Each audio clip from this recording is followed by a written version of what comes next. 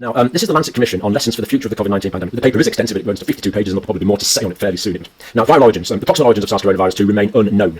So the distal origins, of course, of this virus goes back probably, I don't know, billions of years when viruses were first invented or first came along. No one knows where viruses came from. But the proximal cause is where it came from immediately, prior to the start of this pandemic. And the Lancet Commission here is saying, we simply don't know. We don't have that information, is what they are saying. So they simply don't know where it came from. There we go. No, so simply don't know that. Remains unknown. Two leading hypotheses. Two leading ideas on this. The virus emerged as a zoonotic spillover from a wildlife farm, or a farm animal, so zoonotic as we know that's possible, possibly through a wet market, in a location that is still undetermined. So they're saying here that they're not really, seem to be saying here, they're not really buying the Wuhan wet market hypothesis necessarily, because they're saying the location is still unknown. Could be anywhere. They're leaving open a range of possibilities here, that is for sure. Still undetermined. Although the virus emerged as a research-related incident. During the field collection of the virus, so that's possible, because that's research, and we know that these coronaviruses have been collected from various parts of China. And we also know that the United States authorities were interested in researching coronaviruses. And I'm using understatement here, if anything.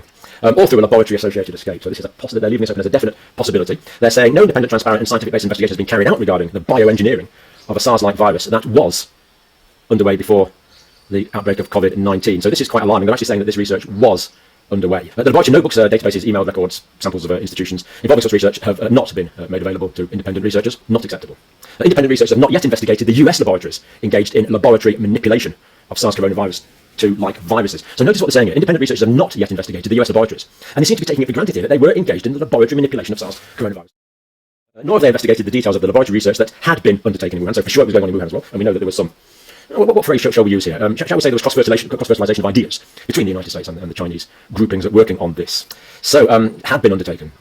They're making assumptions here that really we hadn't really had before. Or they're not making assumptions, things that we'd assumed before. They're actually making in black and white that these things were going on. The US National Institutes of Health has resisted, quite clearly saying, has resisted disclosure of details of the research of SARS coronavirus-related viruses that it had been supporting. So here we see the NIH had been, the Lancet Commission saying they had been supporting this research, but it has resisted disclosing details. Again, we need to know why. We've suffered this pandemic, we need to know about it. But they do provide extensively redacted information only as requested by the Freedom of Information Act lawsuits. Are we really in a situation where the National Institutes of Health will only tell us anything in highly redacted form if they are forced to by act of law? This is just, to me, outrageous. We simply... Why won't they tell us what's going on here? This is not conspiracy theory.